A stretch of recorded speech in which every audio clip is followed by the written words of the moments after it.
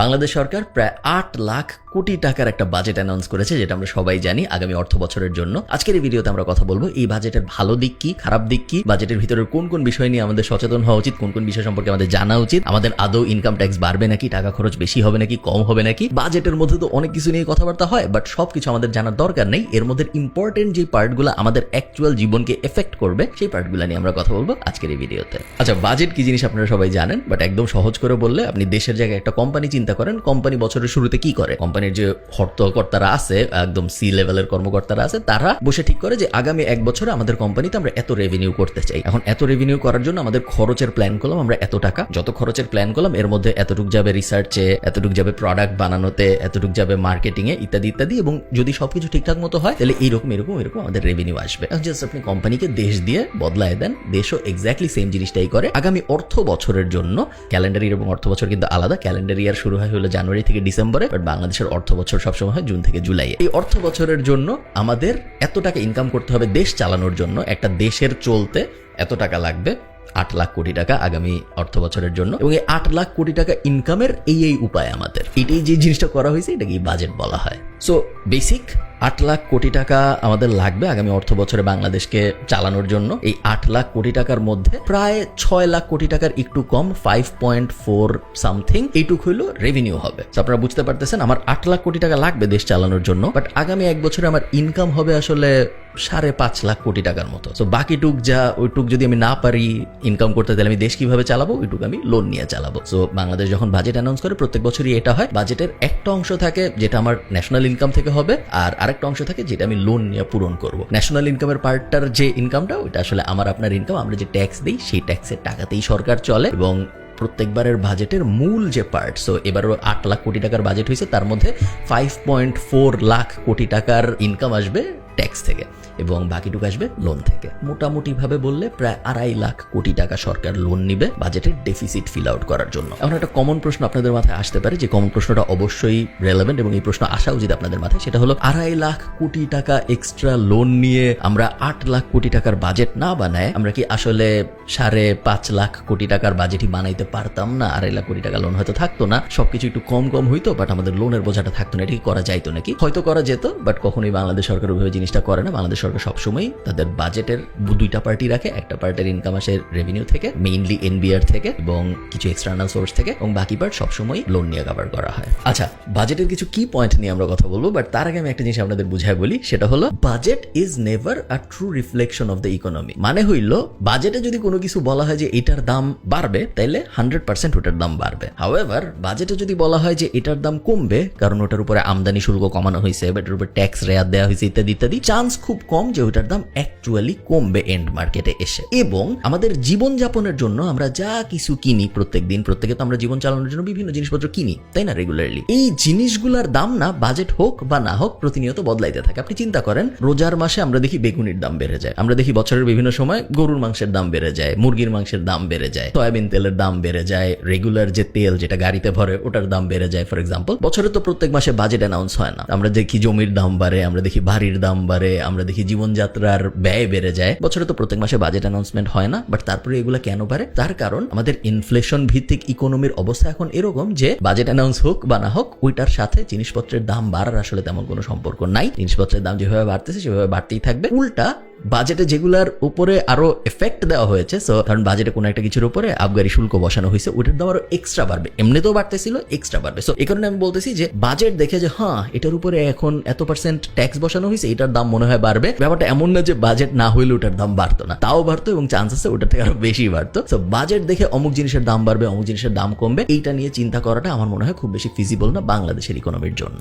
আচ্ছা, প্রথম ব্যাপার হলো বাজেটে ইনকাম ট্যাক্সের ক্ষেত্রে কোনো ধরনের পরিবর্তন আসে নাই। 3.5 লাখ পর্যন্ত আগেও ট্যাক্স ফ্রি ছিল পার্সোনাল ইনকাম, এখনো 3.5 লাখ পর্যন্ত ট্যাক্স ফ্রি। এরপরে আস্তে আস্তে স্ল্যাব দেওয়া হয়েছে, আগের মতো যা স্ল্যাব ছিল তাই আছে। এবার খালি একটা নতুন স্ল্যাব অ্যাড করা হয়েছে, 30% একটা নতুন স্ল্যাব ইন্ট্রোডিউস করা হয়েছে এই বাজেটে, যেটা খুব আলট্রা ওয়েলদি, আলট্রা বড় লোক যদি আপনি না হন তাহলে আপনি পড়বেন না। তো আপনার ওটা নিয়ে চিন্তা ভাবনা করার খুব একটা দরকার নেই। বাট মেইনলি গত বছরের সাথে এই বছরের বাজেটের ইনকাম ট্যাক্সের হিসাবে তেমন কোনো ডিফারেন্সিয়েশন আসে নাই। মোবাইল এবং ইন্টারনেট কানেক্টিভিটির জন্য আপনার এখন বেশি খরচ হবে। আগে আপনি যদি 133 টাকা খরচ করতেন তাহলে আপনি 100 টাকার সেবা পাইতেন। এখন আপনার 100 টাকার সেবা পাওয়ার জন্য 139 টাকা খরচ করতে হবে। 133 টাকা থেকে 139 টাকায় চলে গিয়েছে এবং এই জিনিস আপনি মোবাইলে রিচার্জ করেন ফোনে কথা বলার জন্য হোক, বা আপনি মোবাইলে ইন্টারনেট ব্যবহার করেন, বা আপনি সিম কিনেন, সিম কিনতে গেলেও 200 টাকা আগে লাগতো ট্যাক্স, এখন 300 টাকা, ওখানেও 100 টাকা বাড়ানো হয়েছে। সো ওভারঅল মোবাইল ইন্ডাস্ট্রিতে দেখা যাচ্ছে আপনাদের খরচের পরিমাণ বাড়বে। ইন্টারেস্টিংলি মধ্যবিত্তদের যেটা নিয়ে আরেকটু সোচ্চার হওয়া যায় বা যেটা নিয়ে একটু কথাবার্তা বলা যায় বলে আমি মনে করি সেটা হলো এসি এবং ফ্রিজের উপরে ট্যাক্স বসানো হয়েছে। এসি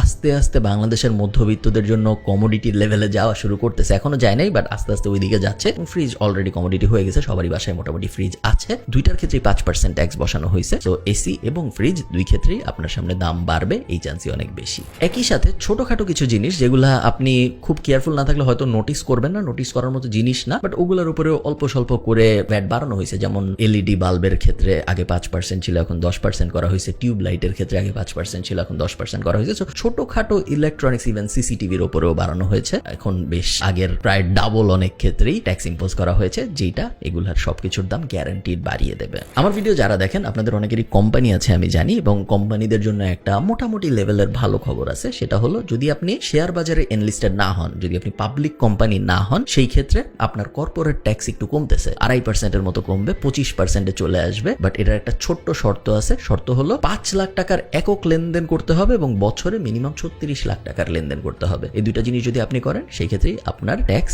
27.5% যদি আমি ভুল না করে থাকি, ওটার থেকে 25% চলে আসবে কর্পোরেট ট্যাক্স। আমি কম্পারিজনের জন্য বলতে পারি আয়ারল্যান্ডে আমি এই সেম ট্যাক্সটা দিই 12.5% আমার আইরিশ কোম্পানির জন্য, যেটা বাংলাদেশে এখন 25%, সো অলমোস্ট ডাবল। একটা ভালো ব্যাপার হইলো আপনাদের অনেকেই provident fund, gratuity fund, pension fund, এরকম ভবিষ্যতের জন্য যে ইনভেস্টমেন্ট গুলা করেন, এগুলো আপনাদের অনেকেই হয়তো আপনাদের কোম্পানির থেকে করে। আপনারা যদি সরকারি চাকরি করেন তাহলে তো সরকারি চাকরি থেকে এটাই রাখে, বাট বেশিরভাগ প্রাইভেট কোম্পানিতে আসলে এই ধরনের ফান্ড থাকে। এই সব ফান্ডের ক্ষেত্রে কর আসলে কমানো হয়েছে, 15% থেকে 10% নিয়ে আসা হয়েছে, এবং ভবিষ্যতে আপনি যখন আপনার এই টাকা উইথড্র করবেন তখন আপনার কিছু টাকা সেভ হবে, কারণ আপনার কর কম দিতে হবে। আপনাদের যাদের শেয়ার বাজারে ইনভেস্টমেন্ট আছে, শেয়ার বাজার রিলেটেড একটা ইন্টারেস্টিং আপডেট আসছে। সেটা হলো বছরে যদি আপনার 50 লাখ টাকার বেশি প্রফিট হয়, সো 50 লাখ টাকা পর্যন্ত প্রফিট ট্যাক্স ফ্রি শেয়ার বাজারে। হাউএভার যদি আপনার 50 লাখ টাকার বেশি প্রফিট হয় তাহলে আপনার যে এক্সট্রা প্রফিটটা হচ্ছে, তো মনে করেন আপনার 60 লাখ টাকা প্রফিট হয়েছে, তার মানে 50 lakh tax free,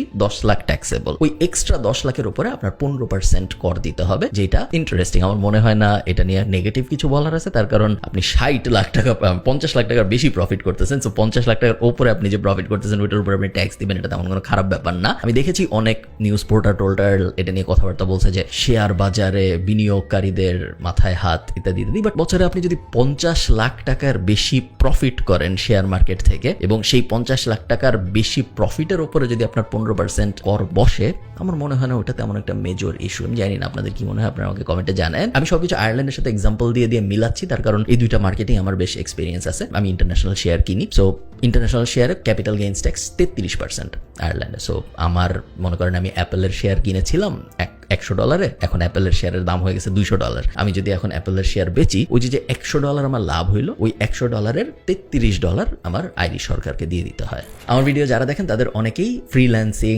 IT business, service business, international ক্লায়েন্টদের সাথে কাজ করেন, এরকম বিভিন্ন বিজনেসের সাথে জড়িত। আপনাদের জন্য একটা গুড নিউজ আছে, আমাদের অনেক দিন পর্যন্তই ট্যাক্স ফ্রি ছিল, এবং এই বছর বলা হচ্ছিল যে আইটি রিলেটেড সেবা ট্যাক্স ফ্রি হয়তো আর থাকবে না, ওই ট্যাক্স রেয়াতটা সরায় ফেলা হবে, বাট এটা হয় নাই। এটা আরো 3 বছরের জন্য এক্সটেন্ড করা হয়েছে যদি আপনি ক্যাশলেসে ডিল করেন। ক্যাশে যদি ডিল করেন সেই ক্ষেত্রে আপনার জন্য এটা অ্যাপ্লিকেবল না, বাট আপনি যদি ক্যাশলেস ডিল করেন, আপনি টাকা ক্যাশে আদান প্রদান করতেছেন না, সবসময় ব্যাংকে হচ্ছে বা কন্ট্যাক্টলেসে হচ্ছে, এরকম যদি হয় সেই ক্ষেত্রে 19টা সেবা বলা হয়েছে যাদের কোনো ট্যাক্স দিতে হবে না। এর মধ্যে ই লার্নিং প্ল্যাটফর্ম থেকে, ফ্রিল্যান্সার থেকে শুরু করে, কল সেন্টার সার্ভিস থেকে শুরু করে, আমি এখানে লিখে রাখছি blockchain based solution, AI based solution. আপনি যদি অ্যাপ বানান, আপনি যদি সফটওয়্যার বানান, আপনি যদি ইন্টারন্যাশনাল ক্লায়েন্টদের জন্য সার্ভিস দেন, আপনি যদি অ্যানিমেশন রিলেটেড কাজকর্ম করেন, বিশাল একটা লিস্ট আছে। যেই লিস্টের কোনোটাই যদি আপনি পড়েন তাহলে আপনার কর্পোরেট ট্যাক্স জিরো। আপনার কিন্তু স্টিল ইনকাম ট্যাক্স দিতে হবে যদি আপনার ইনকাম হয় 3.5 লাখ টাকার বেশি। হাউএভার আপনার কর্পোরেট ট্যাক্স যেটা 25%, ওইটা হয়ে যাবে 0%। ইন্টারেস্টিং একটা জিনিস যেটা আমি শিওর এটা নিয়ে সবাই কথা বলবে, সেটা হলো মুঠোফোন। আপনি যদি বিদেশ থেকে ফোন নিয়ে যান বাংলাদেশে, প্রথম 2টা ফোন, সো আপনার সাথে 2টা ফোন থাকতে পারবে ট্যাক্স ফ্রি। থার্ড যে ফোনটা আপনি নিয়ে যাবেন, আপনি মনে করেন 3টা ফোন নিয়ে গেলেন বাংলাদেশে, থার্ড যে ফোনটা ওই ফোনের দামের ওপর, ওই ফোনের ক্রয় মূল্যের ওপরে আপনার ট্যাক্স দিতে হবে। এবং ওই ফোনের দাম যদি হয় 30,000 টাকা, আপ টু 30,000 টাকা, তাহলে আপনার 5,000 টাকা ট্যাক্স দিতে হবে এয়ারপোর্টে যখন আপনি নামবেন তখন। যদি দাম হয় 30,000 থেকে 60,000 টাকা, তাহলে 10,000 টাকা দিতে হবে ট্যাক্স। এবং যদি 60,000 টাকার বেশি হয় তাহলে 25,000 টাকা হবে ট্যাক্স। তো মনে করেন আপনি 3টা ফোন নিয়ে বাংলাদেশ এয়ারপোর্টে নামছেন আজকে। এই 3টা ফোনের মধ্যে থার্ড ফোনটা হইলো একটা আইফোনের দাম সাধারণত 1 লাখ টাকার বেশি হয়, আমি যদি ভুল না করে থাকি। এবং যদি তাই হয় তাহলে বাংলাদেশ এয়ারপোর্টে নামার পরে আপনার ওই থার্ড ফোনটার জন্য 25,000 টাকা ট্যাক্স দিতে হবে। আয়কর রিটার্ন নিয়ে প্রত্যেক বছরই আগের বছর থেকে অনেক বেশি সিরিয়াস হচ্ছে সরকার, এবং এটা খুব একটা খারাপ ব্যাপার না। আয়কর রিটার্ন নিয়ে সিরিয়াস হওয়া উচিত, কারণ না হলে যেহেতু সরকারের মেইন ইনকাম সোর্সই আসলে আয়কর, তো আয়কর ইনকাম করা নিয়ে যদি সরকার সিরিয়াস না হয়, এনবিআর যদি সিরিয়াস না হয়, তাহলে ইনকামও তো করতে পারবে না। এমনিতেও বাংলাদেশের বেশিরভাগ মানুষের এখনো মেন্টালিটি হলো ট্যাক্স যত কম দেওয়া যায়। তো ওই মেন্টালিটি থেকে আস্তে আস্তে শিফট করানোর জন্য সরকার বিভিন্ন সময় বিভিন্ন জিনিস করতেছে। আপনারা জানেন যে এই বছরও অনেক কিছু করেছে, বাট আগেও অনেক কিছু ম্যান্ডেটরি করা হয়েছিল যে ফিক্সড ডিপোজিট করতে হলে এখন থেকে আয়কর রিটার্ন জমা দিতে হবে, সঞ্চয়পত্র কিনতে হলে এখন থেকে আয়কর রিটার্ন জমা দিতে হবে, এগুলো আগের। বাট এই বছরও নতুন নতুন জিনিস করা হয়েছে, যেমন এখন যদি আপনি বিয়ের ভেন্যু বুকিং দিতে চান, তাহলে আপনি যে আয়কর দিচ্ছেন ওইটার যে সার্টিফিকেটটা ওইটা দেখাইতে হবে। যদি আপনি না দেখান তাহলে আপনি বিয়ের ভেন্যু বা যে কোনো ভেন্যু বুকিং দিতে পারবেন না। রেস্টুরেন্টের মালিক যদি আপনি হন, তাহলে আপনার আয়কর রিটার্ন ঝুলায় রাখতে হবে, যেটা সবাই দেখতে পারে এরকম একটা জায়গায়। যদি তা না থাকে তাহলে কর কর্মকর্তারা যদি আপনার রেস্টুরেন্টের ভিজিটে যায় এবং দেখে যে কোথাও ঝুলানো নাই আপনার এই লেটেস্ট অর্থ বছরের আয়কর রিটার্ন, সেক্ষেত্রে তারা আপনাকে ইমিডিয়েটলি জরিমানা করতে পারবে। কিছু কিছু জিনিস আছে যেগুলোর উপরে আমদানি শুল্ক বসানো হয়েছে, বাট আমার মনে হয় না ওগুলা খুব ম্যাসিভলি মানুষজনকে এফেক্ট করবে, বাট ওগুলা কিছু যায় আসে। যেমন বিদেশি ফুল আমদানির উপরে 10% ট্যাক্স বসানো হয়েছে, সম্ভবত বিদেশি ফল আমদানির ক্ষেত্রে হয়তো 5-10% ট্যাক্স বসানো হয়েছে। বাট আমাদের বাংলাদেশি কারেন্সি ডলারের সাথে এত বেশি ফ্ল্যাকচুয়েট করে, তো আমি আপনাকে মোটামুটি গ্যারান্টি দিয়ে বলতে পারি যে আগামী 1 বছরে ডলার এবং বিডিটির যে রেশিও এটা আরো 10%-এর বেশি বাড়বে। তো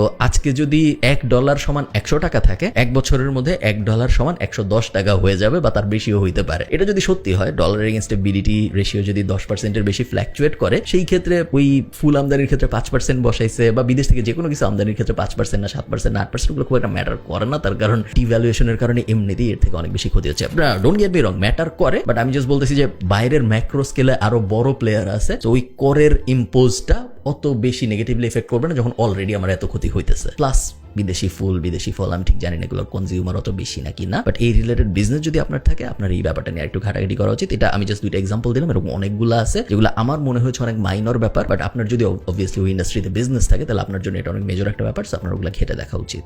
এবার লাস্ট, কালো টাকা সাদা টাকা বিষয়ক একটা খুব কন্ট্রোভার্সিয়াল ব্যাপার অ্যানাউন্স করা হয়েছে। প্রত্যেক বছরই আমাদের বাংলাদেশে যেহেতু কালো টাকা একটা খুব বড় সমস্যা, তো প্রত্যেক বছরই কালো টাকা সাদা করার জন্য বিভিন্ন ধরনের সুযোগ দেয় সরকার। এই বছর এটা দেওয়া হয়েছে, বাট এই বছর যেটা করা হয়েছে সেটা হলো আপনার যদি কালো টাকা থাকে তাহলে আপনি 15% ট্যাক্স দিয়ে ওই কালো টাকা সাদা করে ফেলতে পারবেন, যেটা একটু আনফেয়ার। আসলে আপনি জিনিসটা আমার সাথে অঙ্ক করলেই বুঝতে পারবেন। মনে করেন আমি বাংলাদেশে একটা বিজনেস করি এবং আমার বিজনেসে ট্যাক্স হয় 25% প্লাস, এবং আমার পার্সোনাল ইনকাম ধরেন 10 লাখ টাকা, 3.5 লাখ টাকা পর্যন্ত আমার তো ট্যাক্স ফ্রি। এরপরে বাকি যে 6.5 লাখ টাকা আছে ওইটার উপরে আমার ট্যাক্স দিতে হয়। আমি যদি নর্মালি ট্যাক্স দেই, ধরেন কর্পোরেট ট্যাক্স আসবে আমার বিজনেস দিয়ে, আমরা চিন্তা করি মনে করেন আমাদের বিজনেসে 1 লাখ টাকা ইনকাম হয়েছে বছরে। এই 1 লাখ টাকা ইনকামে আমি যদি সব আইন টাইন মেনে চলি বাংলাদেশে, তাহলে আমার 25,000 টাকা দিয়ে দিতে হবে কর।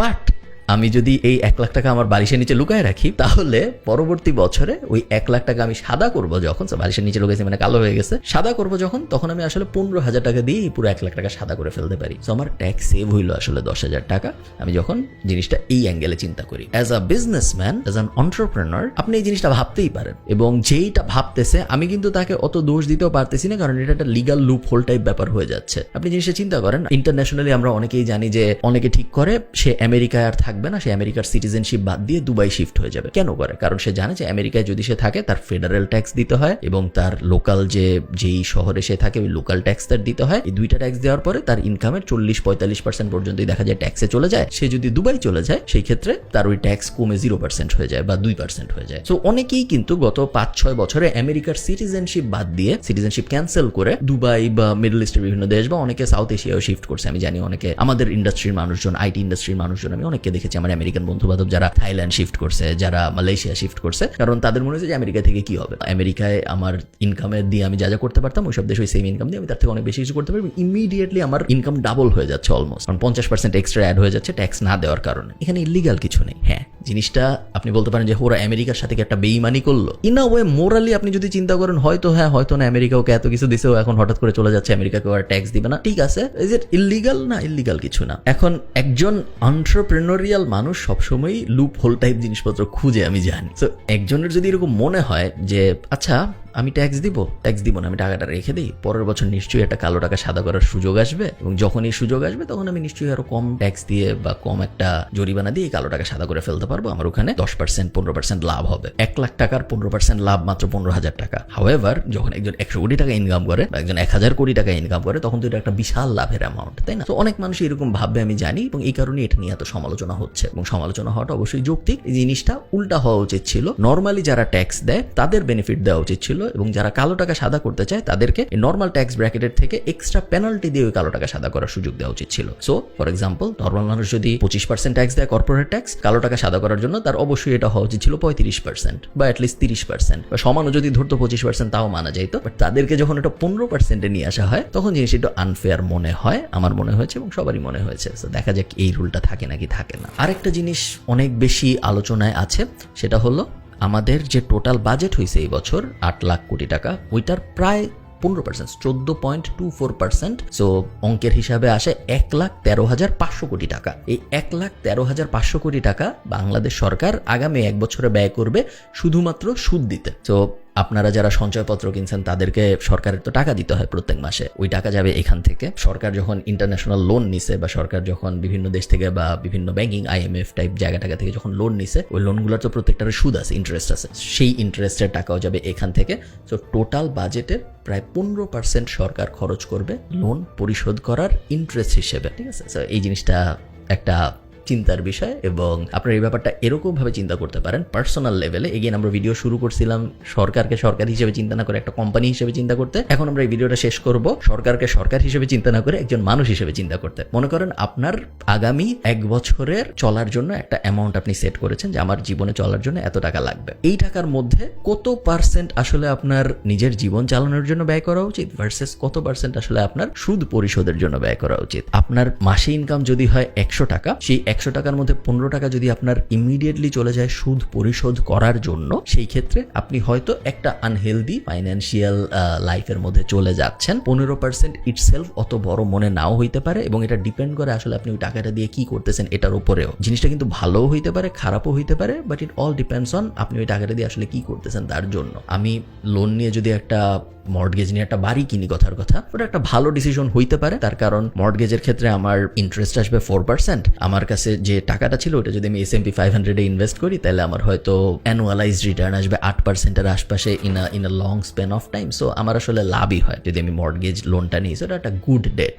আবার আমি যদি তা না করে ক্রেডিট কার্ড দিয়ে জুতা কেনা শুরু করি, ওটাও একটা লোন, কিন্তু ওটা একটা বাজে লোন, কারণ ওইটা আমাকে আসলে কোনো অ্যাসেট বিল্ডিং এ হেল্প করতেছে না, ওইটা আমাকে কখনোই কোনো রিটার্ন দিবে না, এবং ওটা আসলে আমাকে একটা ব্যাড ডেটের দিকে ঠেলে দিচ্ছে। সো লোন ইটসেলফ খারাপ জিনিস না, লোনটা নিয়ে আপনি কি করতেছেন ওইটার উপর ডিপেন্ড করে যে আপনার এই লোন নেওয়ার ডিসিশনটা ভালো ছিল নাকি খারাপ ছিল। বাট আমার মনে হয় আমাদের সবারই সিটিজেন হিসেবে জানা উচিত যে আমাদের টাকা প্লাস আমাদের দেশ প্লাস আমাদের সরকার, আমাদের পুরো টাকাটার ডিস্ট্রিবিউশনটা আসলে কিরকম হচ্ছে। এগুলোই ছিল আমার মনে হয় যেগুলো আমার চোখে লাগছে বাজেটের ইন্টারেস্টিং বিষয়। আমাকে আপনারা কমেন্টে জানাবেন যে আপনাদের কি ইন্টারেস্টিং লেগেছে এই বাজেটের, এবং আমি চেষ্টা করবো কমেন্ট পরে উত্তর দিতে। আমি শিওর অনেক কিছু আমি মিস করে ফেলেছি। আমি যখন বাজেটের ব্রিফ পড়তেছিলাম মেইনলি আমার চোখ গেছে এমন এমন জিনিসে যেগুলো আমাকে এফেক্ট করে, এবং আমি শিওর আপনাদেরও তাই হবে, আপনাদেরও এমন এমন জিনিসের দিকে চোখ যাবে যেগুলো আপনাদের এফেক্ট করে। যেমন ধরেন গুঁড়া দুধের উপরে শুল্ক সরানো হয়েছে ফর এক্সাম্পল, আমার তেমন কিছু যায় আসে নেই, বাট আমি শিওর অনেকেরই অনেক কিছু যায় আসবে। আমাকে আপনারা কমেন্টে জানাবেন আপনাদের বাজেটের কোন জিনিস ভালো লাগছে এবং আপনাদের বাজেটের কোন জিনিস খারাপ লাগছে। ভালো থাকেন, টাটা।